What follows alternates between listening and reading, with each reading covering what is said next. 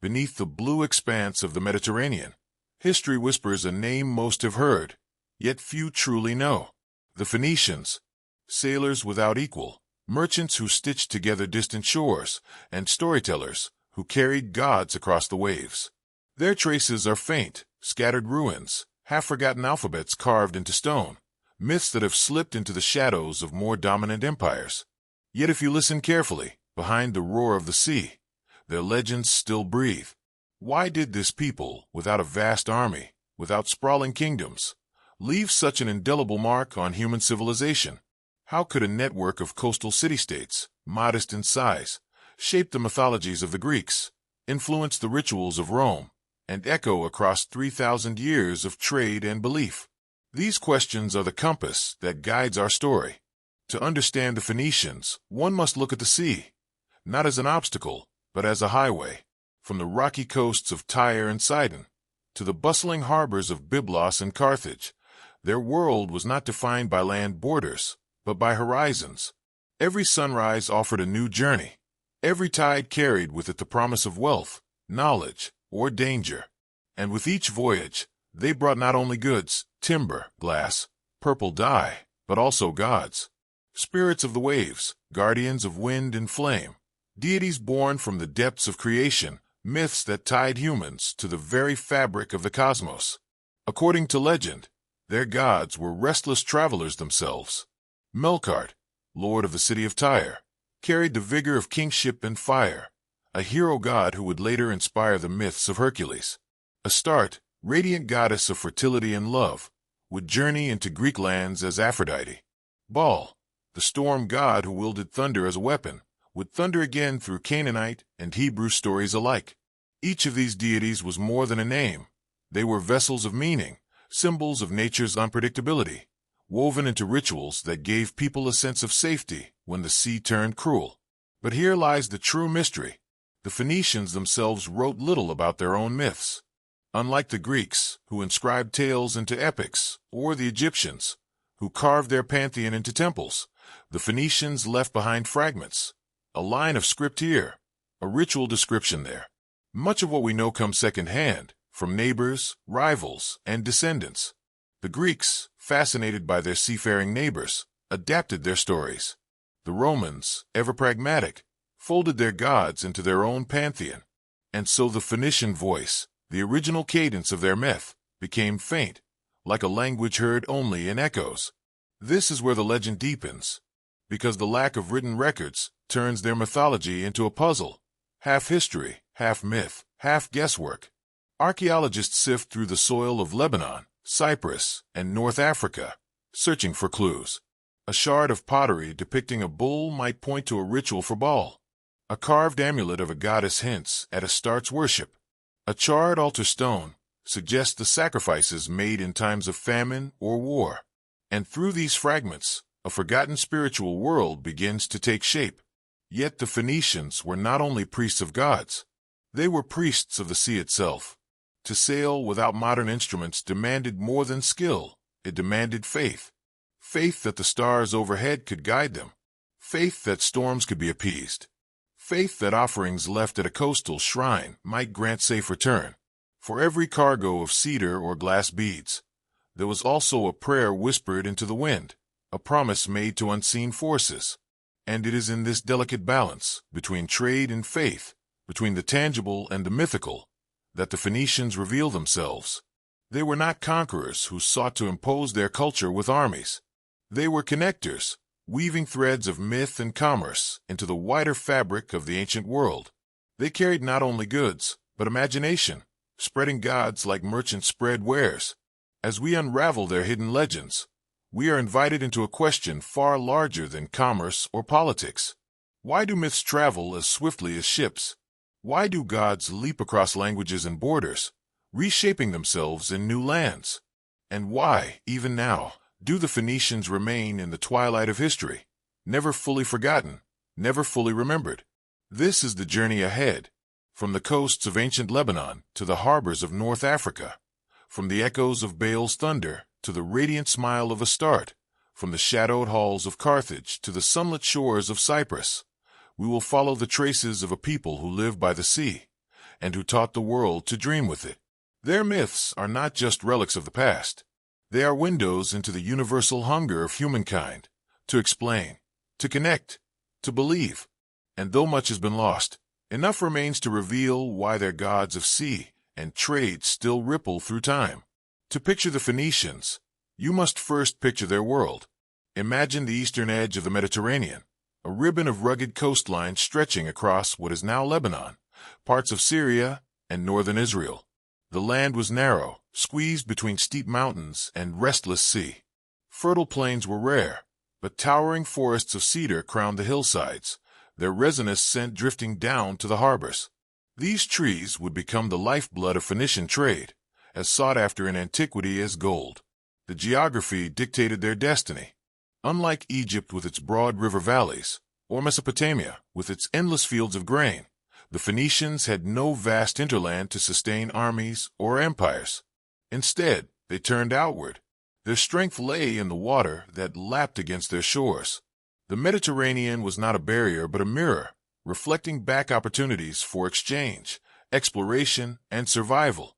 It was in this coastal corridor that a network of independent city-states emerged. Byblos, Sidon, Tyre, Arwad, each a walled enclave hugging the shoreline, each with its own king and council, yet all sharing a culture shaped by the sea. They were never one unified nation in the way we imagine countries today. Rather, they were like siblings, sometimes rivalrous, sometimes allied, always connected by language, trade, and ritual. The age in which they flourished was one of both danger and dynamism. Around 1200 BCE, the Bronze Age world collapsed. Great powers that had dominated the Near East, the Hittites, the Mycenaeans, fell into ruin. Egypt reeled under invasions. Trade routes shattered. Into this void stepped the Phoenicians. Small in territory, but vast in ambition, they became the indispensable middlemen of a fractured Mediterranean. Their ships carried what others lacked. Their harbors became crossroads for the scattered. The sea, however, was only part of their environment. Behind them loomed the mountains, a source of stone, timber, and isolation. These ranges cut them off from large inland empires, forcing them into a dual existence. Farmers on narrow plots of land, and sailors reaching ever outward. The contrast shaped their worldview. To the Phoenicians, the divine was not static, rooted in temples alone. It moved as they moved. It sailed with them on cedar decks and echoed in the crash of waves. Even their name carries the sea's imprint.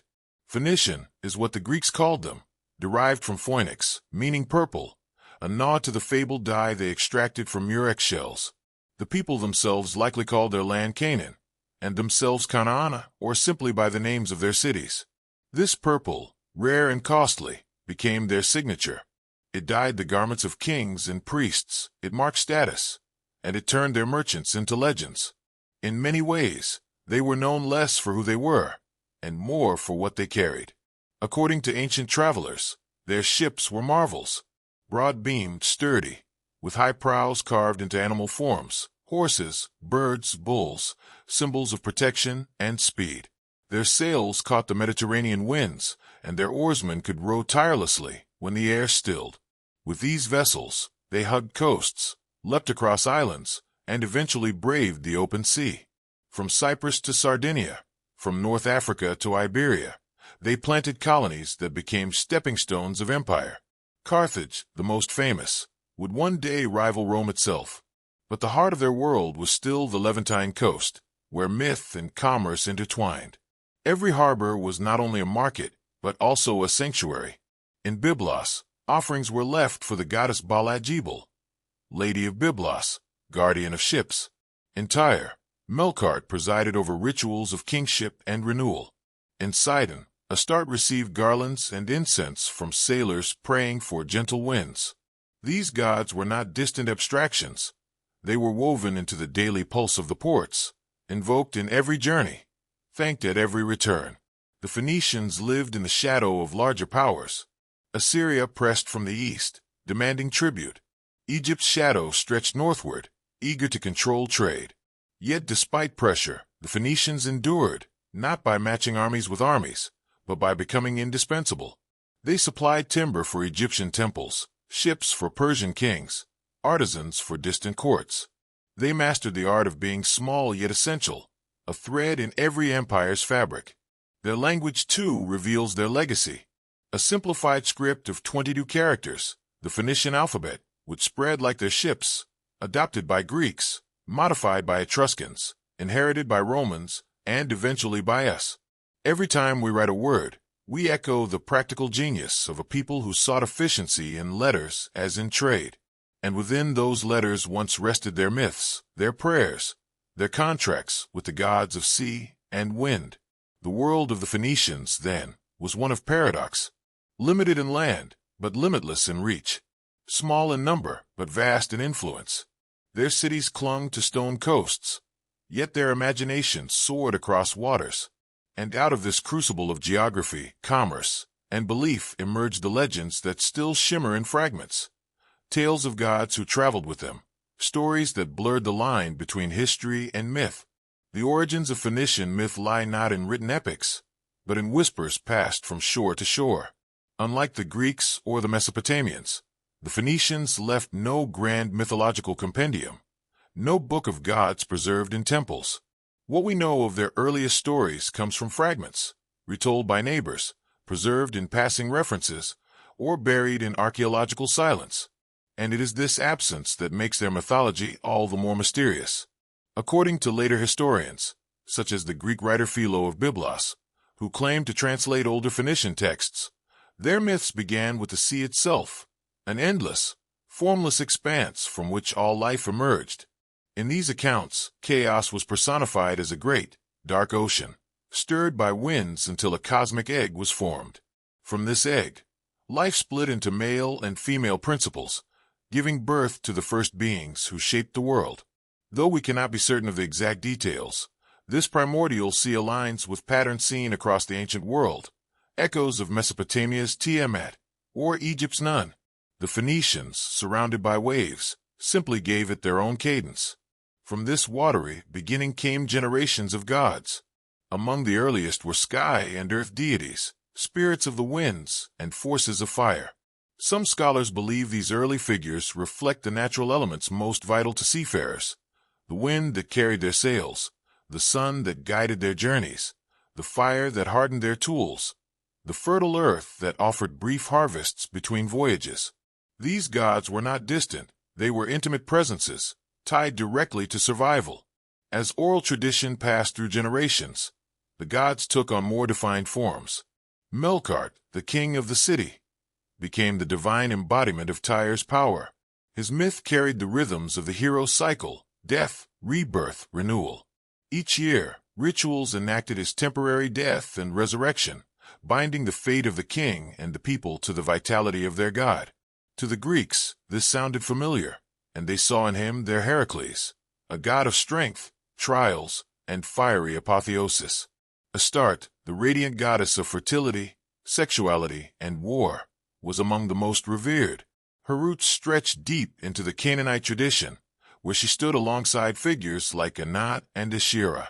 But to the Phoenicians, Astarte was also a traveler, her cult spreading from Sidon and Tyre across the Mediterranean. When the Greeks encountered her, they saw Aphrodite in her reflection, but the original goddess was fiercer, wielding both love and battle. Baal, the storm god, embodied the most unpredictable force for sailors, the weather. He was the bringer of rain for crops, the hurler of thunder for terror, the master of tempests. His myths often depict him struggling against powers of chaos, sea monsters, deathly forces, victories that mirrored the hopes of sailors braving storms far from home. What is striking is how porous these myths were. The Phoenicians, by their very nature, absorbed and exchanged. They borrowed elements from Mesopotamian epics, Egyptian cosmology, and Anatolian cults, reshaping them for their own rituals.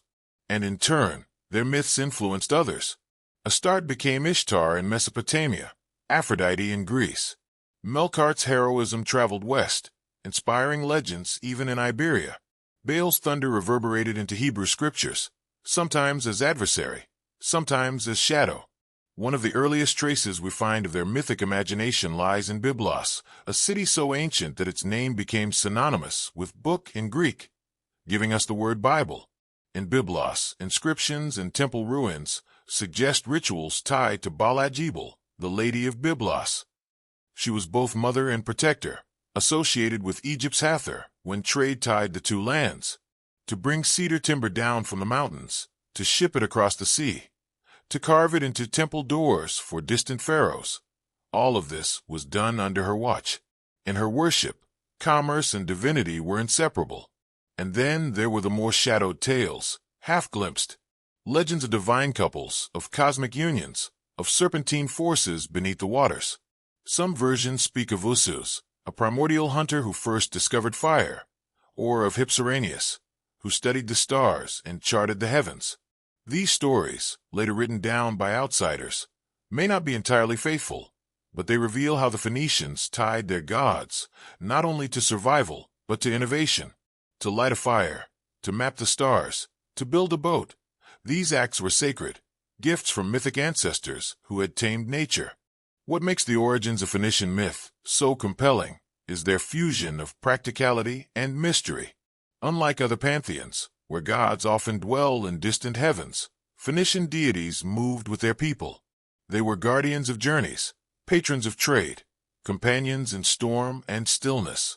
Their myths were less about absolute creation and more about continuity, ensuring that the cycle of voyages, harvests, and exchanges never broke.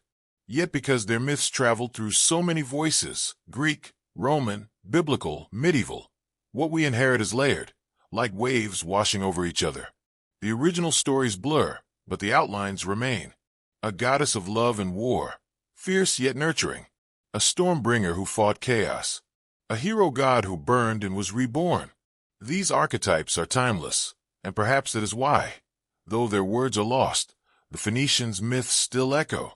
In their beginnings, we glimpse not just gods, but the very spirit of a people who lived on the threshold, between land and sea, between known and unknown, between memory and myth.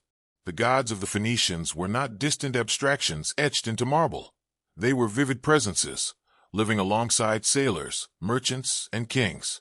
To understand them is to step into the inner life of a people who made the sea their sanctuary and the marketplace their temple. At the heart of their pantheon stood Melqart, the tutelary god of Tyre. His name meant king of the city, and he was both divine ruler and heroic figure. Melqart was a god of cycles, death, renewal, resurrection, enacted in rituals where his effigy was burned and reborn with the turning of the year. He was patron of voyages, of kingship, and of strength. When the Greeks encountered him, they saw in his character their own Hercules, the strong man who performed trials and ascended into immortality. In fact, in colonies like Gades, modern Cadiz in Spain, Melqart's worship blended so deeply with Hercules that shrines bore features of both. It was as though the Phoenician god had traveled westward and put on a new name, yet kept his old heart. If Melqart was the fire and endurance of the city, Astarte was its pulse. She was goddess of fertility, sexuality, and war, a paradoxical figure who embodied both nurturing and destruction. In Phoenician ports, she was invoked for safe births, bountiful harvests, and prosperous journeys.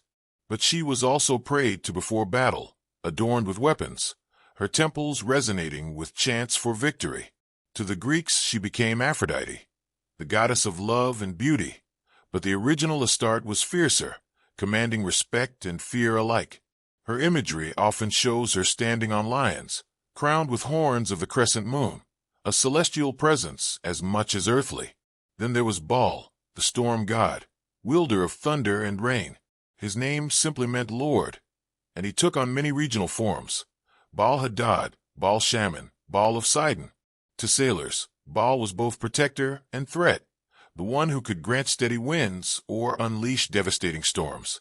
His myths, preserved partly in neighboring Canaanite traditions, depict him locked in battles with Yam, the chaotic sea, or Mot, the god of death. These stories were more than allegories. They were dramatizations of nature itself. Every time lightning cracked over the Mediterranean, it was Baal's weapon. Every wave that surged higher than expected carried Yam's fury. And when crops withered under drought, it was Mot's grip, waiting for Baal's return. In Byblos, devotion centered around Baal, Lady of Byblos. She was a goddess of writing, trade, and protection, often equated with the Egyptian Hathor when Byblos and Egypt were deeply entwined in commerce. In her honor, cedar shipments bound for Egypt were blessed before departure. Offerings of incense, jewelry, and carved figurines filled her sanctuaries. She was not only a city goddess, she was a mediator between worlds, a bridge between Phoenician and foreign lands. Other figures filled the pantheon's tapestry. Eshmun, god of healing, was revered especially in Sidon, where he was believed to restore health to the sick and vitality to the weary. His cult would travel westward, merging with the Greek Asclepius, symbolized by the serpent and the staff.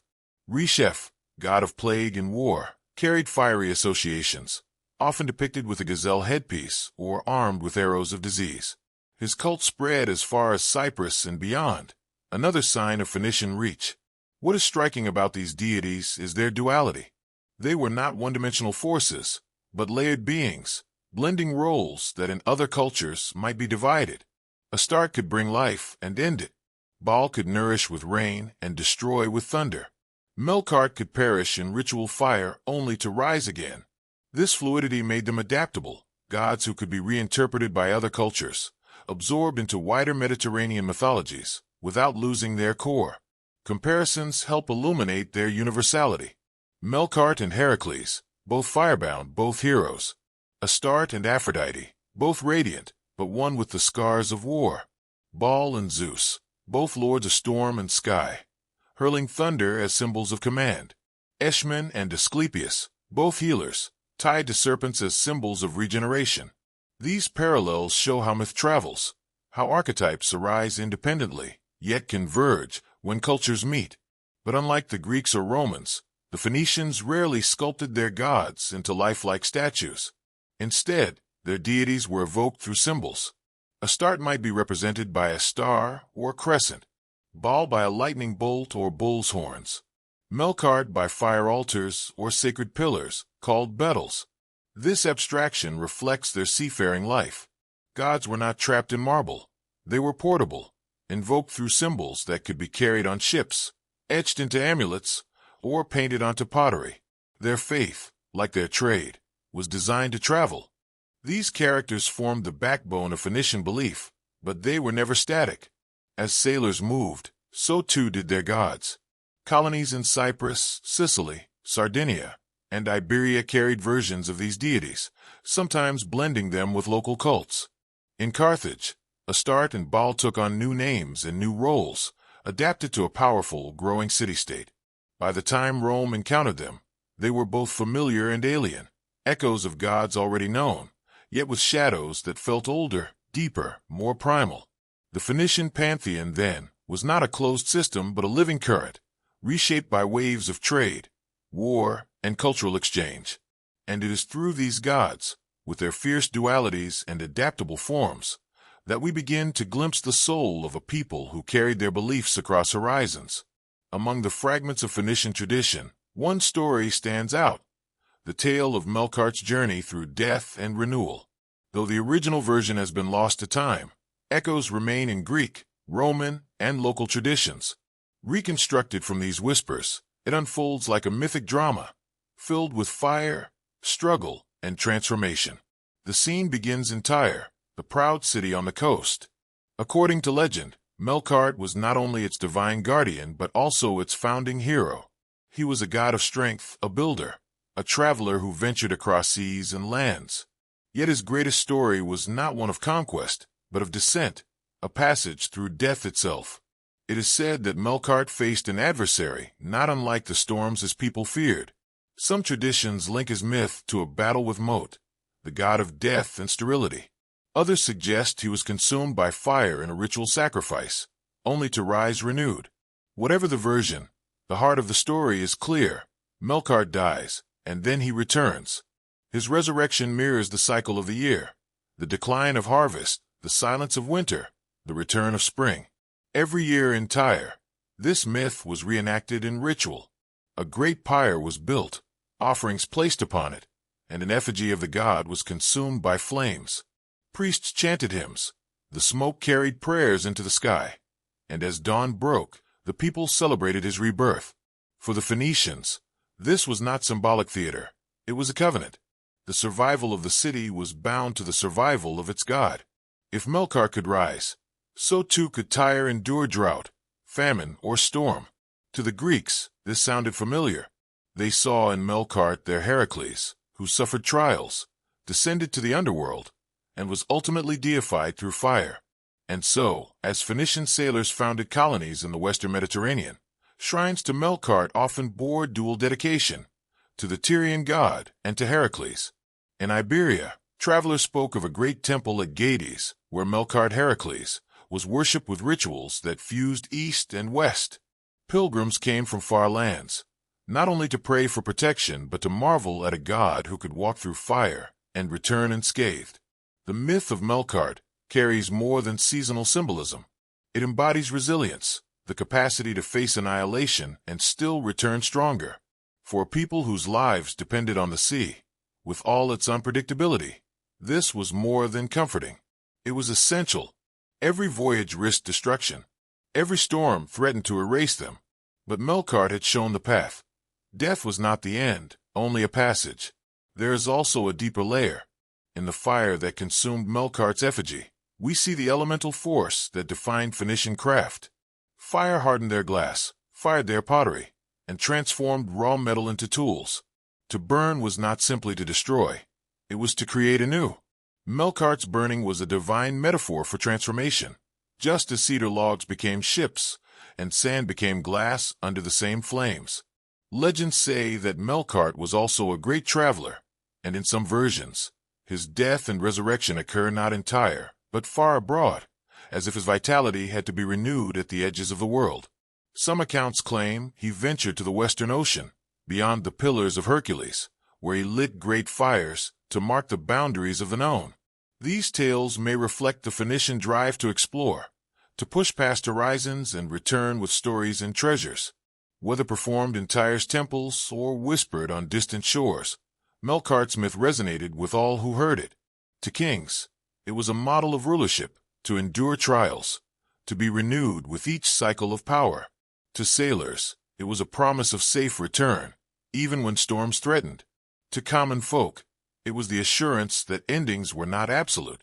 This story, a god who dies in flame, who journeys through the unknown, who rises to life again, is a pattern that recurs across many cultures. Osiris in Egypt, Persephone in Greece, even Christ in later traditions. But Melqart's version is rooted in the rhythms of the sea, the markets, the voyages that defined his people. His myth was not abstract philosophy. It was lived faith, enacted in fire, carried on ships, woven into the identity of Tyre and its children. And so, as the smoke of his ritual pyres drifted into Mediterranean skies, the people of Tyre watched and believed. Their god had returned. Their city would endure. The sea, however dangerous, would be crossed again. If Melqart's myth embodied the resilience of Tyre, then the stories of Astarte and Baal revealed the wider breadth of Phoenician belief. Their myths did not exist in a single fixed form. Instead, they shifted with the tides, taking on new shapes in Sidon, Byblos, Carthage, and beyond. This fluidity was not weakness. It was the very strength of a culture that thrived on exchange. Take Astarte, the radiant goddess. In Sidon, she was invoked as a mother, protector of families, giver of fertility. Women prayed at her temples for safe childbirth, and sailors dedicated offerings for fruitful journeys. Yet in Tyre, her image was sterner, even martial. She stood with weapons in hand, a goddess of war as much as love. Some depictions show her enthroned, crowned with horns of the crescent moon, standing on lions, a ruler of the heavens who could not be ignored. According to certain traditions, Astarte's influence extended far west. In Carthage, her worship blended with that of the goddess Tanit, who became the city's supreme deity. Tanit's symbols, the outstretched arms, the crescent, the star, carried echoes of Astarte, yet she took on a distinctly Carthaginian character. Where Sidon's Astarte was intimate, and Tyre's Astarte was fierce, Carthage's Tanit was sovereign, guardian of a whole empire. Her shrines dotted North Africa, her symbols carved into stone stelae that still survive today. The Greeks, encountering these cults, saw in Astarte the familiar face of Aphrodite. Yet the transformation was partial at best. The Greek goddess was gentler, bound to desire and beauty, while the Phoenician goddess retained her duality, nurturer and warrior. This dissonance reminds us how myths morph when they cross borders, carrying pieces of their origin while adapting to new tongues. If Astarte revealed the duality of love and war, Baal revealed the eternal struggle of order against chaos. In the Levantine world, his myths often portrayed him in combat with Yam, the primordial sea. Yam was not merely water. He was the embodiment of chaos, a devouring force that sailors feared and farmers dreaded. Baal, armed with thunder and lightning, rose to confront him. Their battles echoed in every storm. When waves surged and lightning split the night, it was said that Baal and Yam were locked once again in their ancient duel. Another adversary was Mot, the god of death. In stories preserved from Canaanite tradition, Baal is swallowed by Mot, plunging the land into drought. Yet with the help of allies, Baal returns, bringing rain and fertility once more. This cycle of defeat and renewal reflected agricultural rhythms, the dry season's barrenness, the return of life with the rains. For Phoenicians, whose survival depended on both harvests and trade winds, these myths offered an explanation for nature's cruel turns and hope for its inevitable renewal. Across Phoenician cities, these myths played out in rituals. Priests of Baal staged ceremonies to invoke his storms for crops. Fishermen prayed to him before voyages, seeking calm seas instead of Yam's fury. Farmers offered sacrifices during droughts, believing that Baal's return from death would bring back the rains. Every strike of thunder was not random. It was divine speech, the god declaring his presence. When Phoenician sailors carried their gods abroad, these myths evolved further. In Cyprus, Baal merged with local storm deities. In Carthage, he became Baal-Hamon, lord of fertility and protector of the city. He was often paired with Tanit, embodying the balance of masculine and feminine divine forces. Some inscriptions describe him as the eternal flame, linking him to both fire and life. The rituals around him grew elaborate, blending Phoenician, African, and Mediterranean elements. The diversity of these myths shows how adaptable Phoenician religion was. Unlike rigid priesthoods that enforced uniformity, the Phoenicians allowed their gods to travel and transform. Astarte could be Aphrodite in Greece, Tanit in Carthage, or Ishtar in Mesopotamia.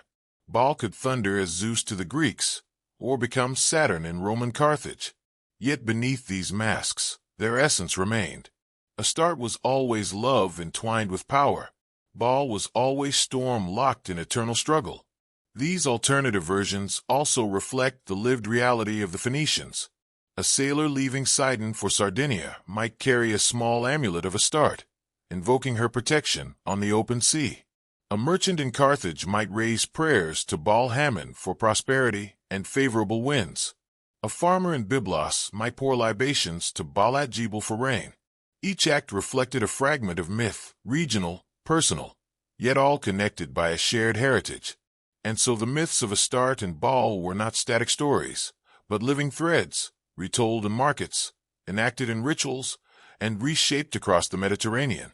Where some cultures sought to guard their myths behind temple walls, the Phoenicians let their sail with them, carried like cargo from port to port. In that movement, the myths survived, adapted, and spread, just as the people who carried them did. For the Phoenicians, symbols were not decoration. They were language. In a world where their gods often lacked fixed statues or written myths, symbols carried belief across ships, temples, and markets. To read their symbols is to glimpse how myth lived in daily life. The bull was one of the most powerful. Across the Levant, the bull represented strength, fertility, and storm. It was the animal of Baal, whose thunderous might mirrored the charging of a bull. Phoenician seals and amulets often show bulls in motion, horns lowered, muscles taut, invoking not only physical power but divine protection. To carve a bull onto a ship's prow was to declare strength against the waves, to bring Baal's ferocity onto the sea. Another sacred figure was the lion. Associated with Astarte, the lion embodied authority, courage, and the untamed force of nature. Many depictions show Astarte standing upon lions, not to subdue them, but to reveal her dominion over their power. The lion also symbolized guardianship. Carved lions flanked temple entrances, their stone gazes warding off misfortune and hostile spirits. The serpent appeared in several layers of meaning. For some, it symbolized chaos, echoing ancient Near Eastern stories of serpentine sea monsters. Yet in healing cults, especially those tied to Eshmun, the serpent was a sign of regeneration, renewal, the endless cycle of shedding and rebirth. It was both feared and revered, much like the unpredictable sea itself. Numbers also held weight. The number 7, common across ancient cultures, carried sacred meaning for Phoenicians as well. 7 days, 7 stars, 7 stages, cycles of completeness reflected in ritual practice. The number 3 often marked divine triads, balancing male, female, and elemental forces. Even 2, the duality of opposing powers, Baal and Mot, love and war, sea and land, shaped their myths. These numbers appeared in ritual offerings, in temple architecture, in the rhythm of prayers. Sacred objects carried myth into the physical world. Among the most significant were pillars, often erected in temples or sanctuaries. Known as betyls, these upright stones represented divine presence. Unlike Greek statues, which depicted gods in human form, the Phoenicians often invoked their deities through abstract forms. A pair of sacred pillars might symbolize the dual aspects of a god, or the gateway between mortal and divine realms. Travelers reported seeing such pillars in temples dedicated to Melqart, glowing with the light of offerings. Another sacred item was the ship itself.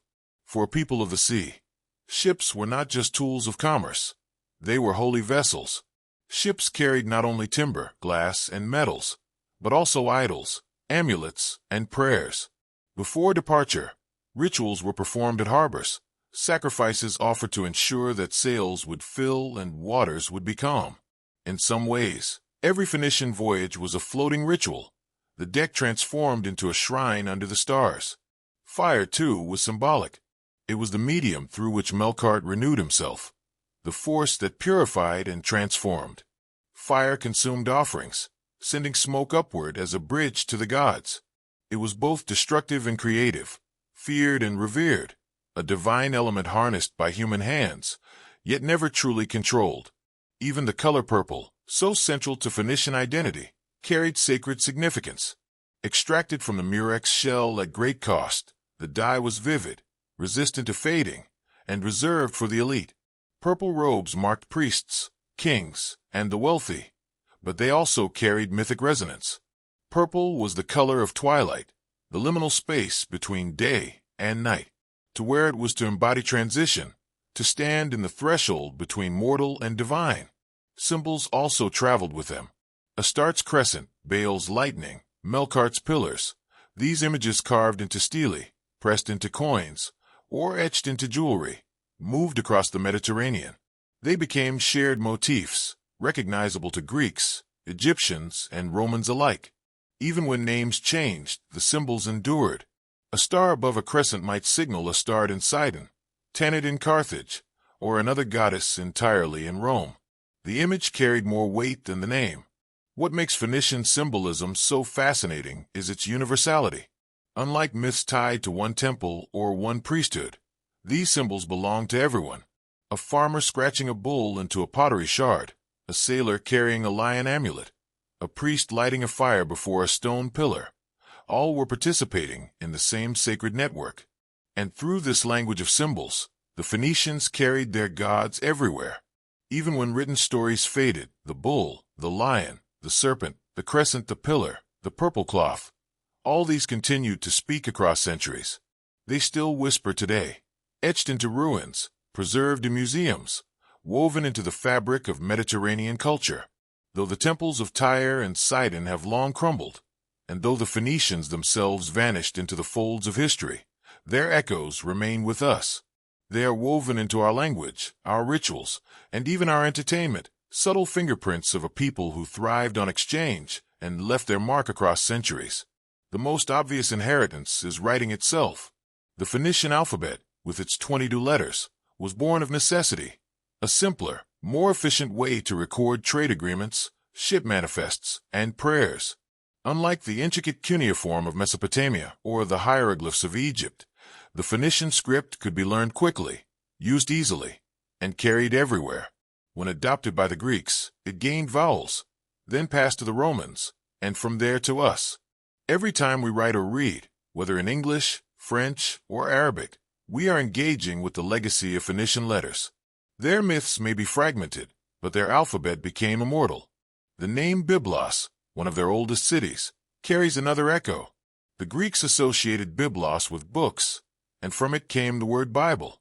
The city once sent cedar timber to Egypt for sacred papyrus scrolls, and so its very name became tied to the written word.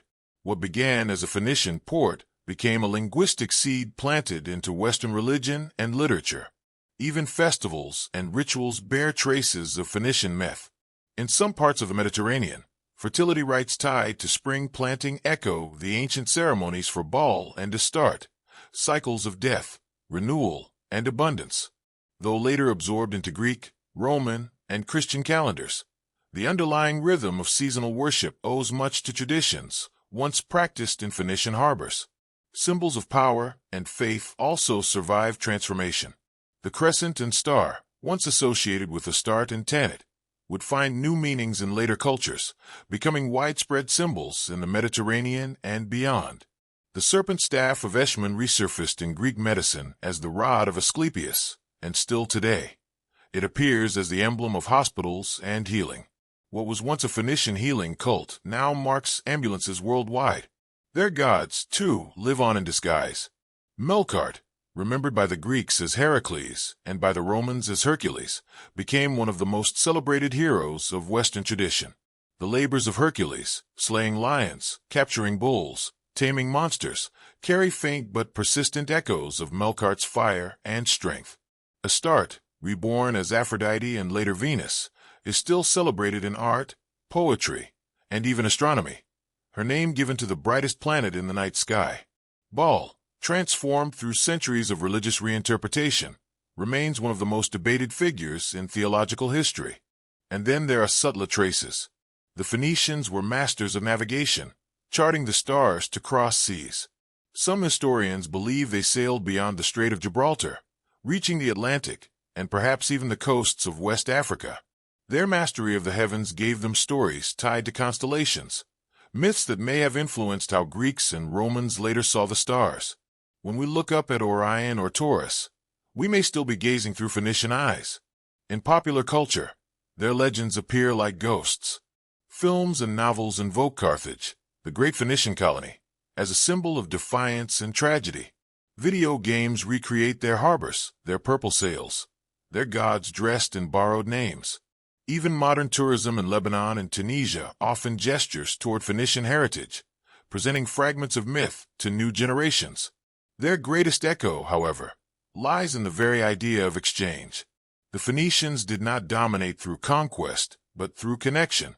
They carried goods, but they also carried imagination, gods, alphabets, stories, and symbols. The fact that their myths spread so widely, morphing into Aphrodite, Hercules, or Zeus, speaks to their cultural genius. They did not lock their deities behind walls. They let them travel, adapt, and live on. This adaptability explains why they are still with us. While other ancient civilizations left colossal monuments or armies that have long turned to dust, the Phoenicians left threads, words, letters, rituals, symbols. Threads so fine that we often do not notice them, yet so strong they bind cultures together across millennia. And perhaps this is their true legacy, invisibility as strength. Like the tide that moves without being seen, their myths flow beneath our modern world, resurfacing in the most unexpected places. The gods of the sea and trade still speak, not through temples or armies, but through the letters we write, the symbols we wear, the stories we tell, and the rhythms of life that continue unchanged. To look at Phoenician myth only as story is to miss its deeper function. Myths are not random tales. They are frameworks of meaning, tools for survival, and reflections of the human psyche. When archaeologists, anthropologists, and psychologists study Phoenician traditions, they uncover not just history, but patterns of thought that still shape us. From an anthropological perspective, Phoenician myths reveal how culture adapts to geography. Surrounded by sea, with little land to farm, the Phoenicians needed gods of wind, storm, and fertility more urgently than gods of vast rivers or deserts. Baal's battles against the sea mirrored their constant struggle with waves. Astarte's dual role as mother and warrior reflected a society where survival required both nurturing and defense. Melqart's fiery renewal spoke to a people who knew that every voyage risked loss, but also promised rebirth. Myths, then, were not abstract. They were blueprints for resilience in a precarious environment. From a historical lens, their myths show how belief travels with trade. The Phoenicians exported not just timber, dye, and glass, but also stories. As ships docked in Cyprus, Sicily, or Carthage, local people encountered new gods. Instead of resisting, the Phoenicians adapted their myths to fit local traditions. This cultural fluidity was a survival strategy. Where an empire might impose by force, the Phoenicians persuaded through exchange. Their gods became cultural hybrids, half local, half foreign, and in that hybridity lay their strength. Psychology reveals another layer. Myths embody archetypes, patterns of the human mind identified by thinkers like Carl Jung. In Phoenician myth, we see the hero archetype in Melqart, who faces death and returns renewed. We see the Great Mother in Astarte, both nurturing and destructive. We see the Stormbringer in Baal, embodying chaos and control. These archetypes resonate because they mirror inner human struggles, courage against fear, love bound to conflict, the need to master chaos, while knowing it can never be eliminated. Even their symbols fit psychological needs. The bull and lion speak to primal instincts of strength and protection. The serpent reflects both fear of death and hope of renewal. The pillars mark thresholds, giving physical shape to the idea of transition. By carrying such symbols, the Phoenicians externalized their fears and hopes, turning the unknown into something tangible, manageable, sacred. Modern science also helps decode their myths. Take the story of Baal's death at the hands of Mot, followed by his return with the rains. To ancient farmers, this was divine drama. To us, it reflects agricultural cycles in the Levant, where summers brought drought and winters restored fertility. Myth, then, was an early science, a way of explaining seasonal rhythms before meteorology. Similarly, Melqart's fiery renewal may reflect not only ritual but the symbolic transformation fire brings, echoing how Phoenicians used flame to create glass, bronze, and tools. Science and myth were not enemies, they were intertwined. What makes Phoenician mythology especially fascinating to scholars is its portability. Most cultures tied myths to specific landscapes, Egyptian gods to the Nile, Greek gods to Olympus. The Phoenicians, however, carried their myths wherever they went. In Carthage, Astarte became Tanit, Baal became Baal-Hamon. Their myths adapted to foreign soil while retaining their essence. This adaptability mirrors what psychologists call cognitive flexibility, the ability to preserve identity while changing form. It's one reason their influence spread so widely, even though their own records were sparse. Finally, there is the philosophical dimension. Why do myths endure, even when their civilizations vanish? Perhaps because they address universal human needs, the need to face chaos, to give meaning to suffering, to imagine renewal. The Phoenicians lived in a liminal space, between empires, between land and sea, between memory and myth. Their stories reflect that tension, offering a bridge between uncertainty and faith. And in that sense, their myths still speak to us today. We too live in an uncertain world, caught between change and continuity, seeking symbols that reassure us that storms will pass, that death is not the end, that renewal is always possible. Science, then, does not reduce Phoenician myths. It illuminates them. It shows how these stories were not idle fantasies, but necessary tools of survival, psychological, cultural, and spiritual. They were maps for navigating both the sea and the human soul. When we look back across the centuries, the Phoenicians seem almost like shadows. No grand empire remains in their name, no vast libraries filled with their own words, no towering monuments to rival Egypt or Babylon. And yet, their legacy endures in subtler ways, in the alphabets we write, in the gods that cross seas, in the symbols that still whisper through cultures. They are proof that influence is not always loud or monumental. Sometimes it is quiet, carried like a tide, reshaping everything it touches. Their myths embody this truth. A god who dies in flames and rises renewed. A goddess who loves fiercely and fights with equal power. A stormbringer who battles chaos, but never fully defeats it. These are not only stories of the past. They are reflections of human life, of our cycles of loss and renewal, of the paradoxes within us, of our endless struggle with uncertainty. The Phoenicians lived on thresholds, between land and sea, between empires greater than themselves, between memory and oblivion. Their myths gave them language for that space in between, and perhaps that is why their stories still resonate. Because all of us, in some way, live on thresholds, between what we know and what we don't, between past and future, between fear and hope. They remind us that myths do not need to be written in stone to survive. They can travel in the hold of a ship, etched into a coin, carried in a song, reborn in another culture's voice. The Phoenician gods lived because they moved. They adapted, and in adapting, they became eternal. In today's world, where borders blur and cultures mix faster than ever, their example feels strangely modern. They did not conquer through war, but through connection. They traded, they listened, they borrowed, they gave. And in that constant exchange, they built something stronger than walls. They built memory. When we write a word, we use their gift. When we see the serpent on a healer's staff, we see their symbol. When we hear the name Hercules, or look at Venus shining in the night sky, we are brushing against echoes of their gods. The Phoenicians are not gone. They are hidden in plain sight. And so, their myths are not relics. They are reminders. Reminders that resilience is possible after loss. That love and conflict often walk hand in hand. That chaos will always return, but so too will renewal. They show us that the sea, with all its danger and promise, is not to be feared but embraced, for it is both risk and reward, trial and passage. As the waves of the Mediterranean still break upon the rocky shores of Lebanon, they carry whispers of cedar forests, purple sails, and prayers cast into the wind. If you listen closely, you may still hear them. The Phoenicians, sailors of the unknown, keepers of forgotten gods, carriers of stories that never truly died.